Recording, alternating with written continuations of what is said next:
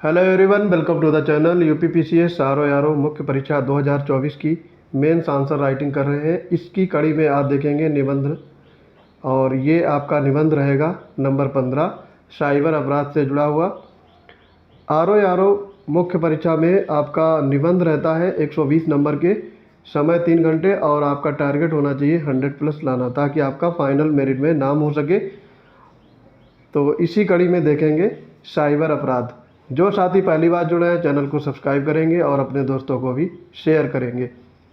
दोस्तों, इन सब की पीडीएफ या अन्य स्टडी मटेरियल अवेल करना चाहते हैं तो यूपीपीएससी मेकर टेलीग्राम चैनल से जुड़ जाएंगे। वहाँ पे बहुत सारी करंट अफेयर और डेली पीडीएफ शेयर की जाती हैं।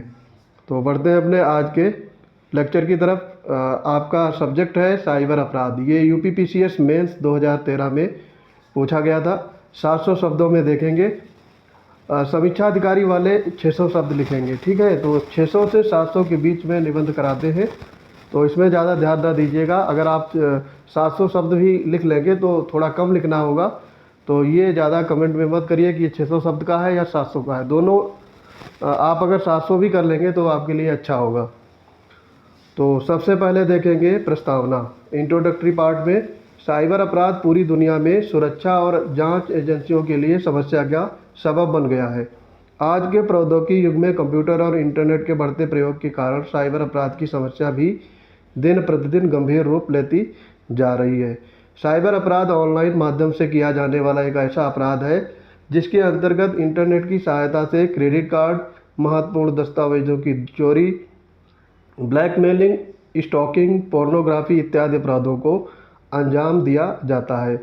अर्थात साइबर अपराध के अंतर्गत जानबूझकर किए गए छल, कपट, धोखेबाजी से संबंधित वे सभी समाज विरोधी कार्य समाविष्ट हैं जो वैधानिक रूप से निषिद्ध हैं और जिनके लिए दंड का प्रावधान है। तो ये आपका प्रस्तावना हो गया। किसी भी निबंध में आपको की पॉइंट आपको ध्यान रखने हैं और उसको की पॉइंट को ध्यान में रखते हुए अपने ओन वर्ड में लिखने का प्रयास करिए। पहले आप वीडियो देखिए 2 से 3 बार, उसके बाद में की पॉइंट अगर आप चाहें तो नोट कर सकते हैं। देन अपने ओन वर्ड्स में ऐसे लिखना है, क्योंकि आपको एग्ज़ाम में खुद से ऐसे लिखना होगा अपनी भाषा शैली में। तो इसलिए अगर आप अभी से प्रैक्टिस करेंगे तो आपका जब तक मेंस एग्ज़ाम आएगा इम्प्रूवमेंट देखने को मिलेगा। दिन में कम से कम 1 या 2 ऐसे ज़रूर लिखा करिए, क्योंकि ये आपके मुख्य परीक्षा पीसीएस में भी और आरओ की मुख्य परीक्षा में रीढ़ की हड्डी साबित होगा। इतना इम्पॉर्टेंट है ऐसे लिखना। फिर मेन पार्ट में देखेंगे वर्तमान समय में साइबर अपराध को एक जटिल समस्या के रूप में देखा जा सकता है, क्योंकि साइबर स्पेस से जुड़े खतरों और हमलों को जोखिम बढ़ता जा रहा है। ऐसे में कोई भी दुश्मन देश अथवा आतंकवादी संगठन सूचना नेटवर्कों और सूचना भंडारों पर हमला कर या हैक करके सूचनाएं चुराने तथा आधारभूत ढांचे को नुकसान पहुंचाने का कार्य कर सकता है। आज साइबर अपराध एक जटिल समस्या इसलिए है क्योंकि इस तरह के अपराधों का कोई सुराग नहीं मिलता। इस तरह के अपराधों को करना काफ़ी आसान हो गया है, क्योंकि इनको अंजाम देने के लिए केवल एक कंप्यूटर और इंटरनेट कनेक्शन की आवश्यकता होती है। वस्तुतः साइबर अपराध एक व्यापक शब्द है जिसके अंतर्गत साइबर हमले, साइबर आतंकवाद, साइबर वारफेयर जैसी गतिविधियां शामिल हैं। इंटरनेट का प्रयोग करने वाला प्रत्येक व्यक्ति आज साइबर हमलों की आशंका से ग्रस्त है। अगला पैराग्राफ ये आपका मेन पार्ट का ही पैराग्राफ रहेगा।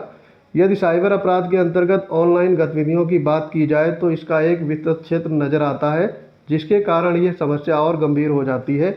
ये एक ऐसा अपराध है जिसमें किसी व्यक्ति, संस्था, समाज, राष्ट्र इत्यादि को इंटरनेट के माध्यम से निशाना बनाया जाता है। इसके अंतर्गत hacking, spamming, fishing, virus attack, malware attack, piracy, पहचान चोरी, साइबर युद्ध, पोर्नोग्राफी इत्यादि गतिविधियां शामिल होती हैं। साइबर अपराध से जुड़े लोग इसे पैसा कमाने का आसान तरीका मानते हैं। वर्तमान में इंटरनेट कई प्रकार के वित्तीय और व्यक्तिगत हमलों का माध्यम बन चुका है। नेक्स्ट पैराग्राफ में देखेंगे वर्तमान डिजिटल और सूचना संचार तकनीकी के युग में बढ़ते इंटरनेट के प्रयोग के कारण ये बेहतर साइबर सुरक्षा की आवश्यकता है। साइबर सुरक्षा का तात्पर्य साइबर स्पेस को हमलों, क्षति, दुरुपयोग और आर्थिक जासूसी से सुरक्षित रखना है। साइबर अपराध की बढ़ती समस्या को देखते हुए सभी राष्ट्रों को मिलजुल कर इस समस्या के समाधान का प्रयास करना चाहिए, क्योंकि वैश्वीकरण, सूचना एवं संचार तकनीकी के युग में सभी राष्ट्रों के समन्वित प्रयासों से ही इस समस्या का समुचित समाधान निकाला जा सकता है। ठीक है, अब इसमें देखेंगे आपका अगला पैराग्राफ। साइबर अपराधों पर नियंत्रण के लिए ये जरूरी है कि हम जागरूक, सतर्क और सावधान रहें। हैकरों द्वारा प्रायः उन्हीं कंप्यूटरों के नेटवर्कों को अपना निशाना बनाया जाता है जिनका सुरक्षा नेटवर्क कमज़ोर होता है। अतः तकनीक को उन्नत करते हुए एक सुदृढ़ नेटवर्क का निर्माण करना चाहिए। इस समस्या की रोकथाम के लिए ये अत्यंत आवश्यक है कि अपने निजी जानकारी किसी के साथ साझा ना करें। इसके साथ ही आसान पासवर्ड और पासवर्ड रिकवरी सेटिंग में ऐसे प्रश्नों को सम्मिलित न करें जिनका जवाब आसानी से दिया जा सकता है। साइबर अपराध होने की दशा में पीड़ित व्यक्ति को तत्काल हेल्पलाइन नंबर और साइबर अपराध सेल में शिकायत दर्ज करानी चाहिए। अब कंक्लूजन देखेंगे। इसमें कंक्लूजन क्या है, यानी उपसंहार। निष्कर्षतः वर्तमान समय में डिजिटल होती दुनिया साइबर अपराध की गंभीर समस्या से जूझ रही है। ऐसे में एक मजबूत साइबर सुरक्षा तंत्र की अति आवश्यकता है, जिसे उन्नत तकनीकी माध्यमों से प्राप्त किया जा सकता है।